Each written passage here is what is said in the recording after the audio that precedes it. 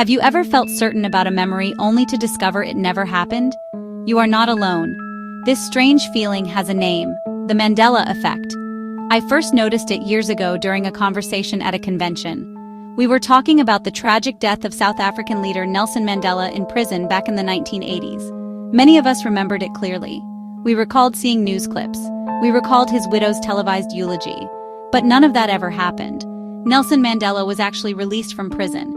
He lived until 2013. This shared, incorrect memory was so vivid and widespread, it made me wonder what was going on. It felt like more than just a simple mistake. This wasn't an isolated incident for a small group of people. As I explored this phenomenon online, I discovered countless others who shared the same false memory. The details they remembered were often strikingly similar, creating a tapestry of a past official records say never existed. How could so many unrelated people, from different parts of the world, all remember the same event incorrectly? It challenges our trust in our own minds and the history we think we know. It opens a door to questions that are both fascinating and deeply unsettling. It makes us look closer at the very fabric of our shared experiences. The Mandela Effect isn't confined to historical events. It thrives in the world of pop culture, where shared experiences are manufactured and consumed by millions. Think of the classic movie Snow White and the Seven Dwarfs. Many people will confidently tell you the evil queen says "mirror, mirror" on the wall. They can hear the intonation in their heads. Yet if you re-watch the film, you will find she actually says "magic mirror on the wall." This is a classic example. The incorrect version has become so ingrained in our culture that it feels more real than the actual line. It's a phantom memory that has taken on a life of its own. Another famous case comes from the Star Wars saga.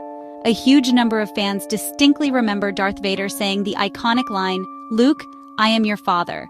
However, the actual line spoken in The Empire Strikes Back is, "No, I am your father."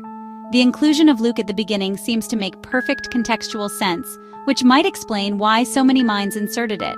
Let's look at our pantries. Do you remember a popular children's book series and cartoon called The Berenstain Bears? Many people do, spelling it with an "ein" at the end. In our current reality, however, the name has always been the Berenstain Bears, with an "ein." Finally, consider the world of branding and logos. How do you picture the Monopoly man, Rich Uncle Pennybags? Does he have a monocle over one eye? A vast majority of people would say yes. In truth, he has never worn a monocle. Not on the game board, not on the box, not in any official artwork. This is a powerful example because it's a visual memory, one that seems simple and hard to misremember. Yet the collective memory of a monocled Monopoly man persists, a ghost in our cultural machine. Each of these examples adds another layer to the mystery. They show how deep these memory discrepancies run. The mystery deepens when we consider the implications. If our collective memory can be so flawed about a major world event, what else might we be misremembering? From a scientific standpoint, the Mandela Effect is not a sign of shifting realities, but a fascinating demonstration of how imperfect human memory is. Our brains are not like video recorders capturing events with perfect fidelity. Instead, memory is a reconstructive process. Every time we recall a memory, we are essentially rebuilding it from fragments of information stored in our brains. This process is susceptible to errors. Gaps in our knowledge are often filled in with what seems most plausible or logical.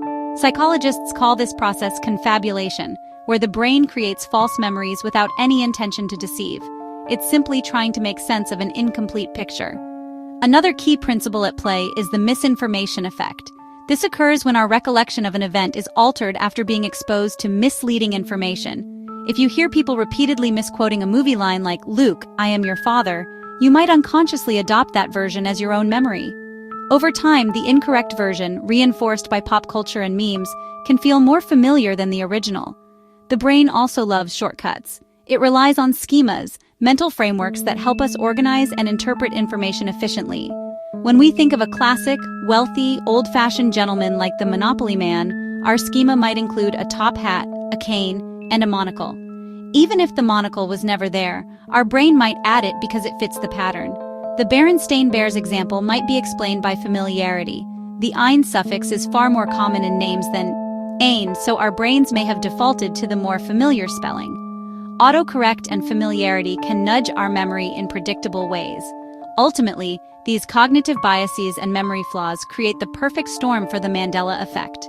Confabulation fills in the gaps, the misinformation effect plants incorrect details, and our mental schemas smooth everything over to fit our expectations. While it feels mysterious from the inside, from a psychological perspective, it's a natural byproduct of how our brains are wired. It doesn't necessarily mean our reality is glitching. Instead, it highlights the incredible and sometimes fallible creativity of the human mind.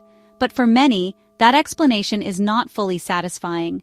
While scientific explanations are logical, they don't fully satisfy everyone who has experienced the Mandela effect. For many, the memories feel too real, too vivid, too specific. This has led to speculative alternative theories.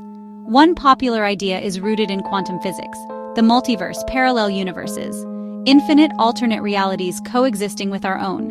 In these realities, small details differ. Nelson Mandela might have died in prison.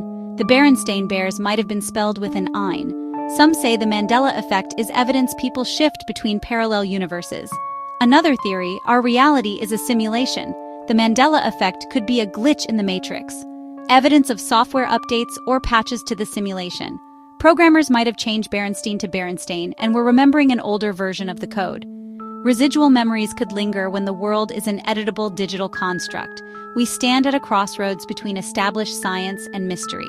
Psychological explanations are compelling and well-researched. Alternative theories about parallel universes and simulated realities speak to a deeper intuition. They don't dismiss the powerful subjective memory experience. So what do you remember? Question your certainties. Your memories might unlock whether reality is stable or if you're recalling a world that used to be. This is the journey we embark on when we investigate these shared memory glitches. A journey into the heart of what is real and what is remembered. Question your certainties.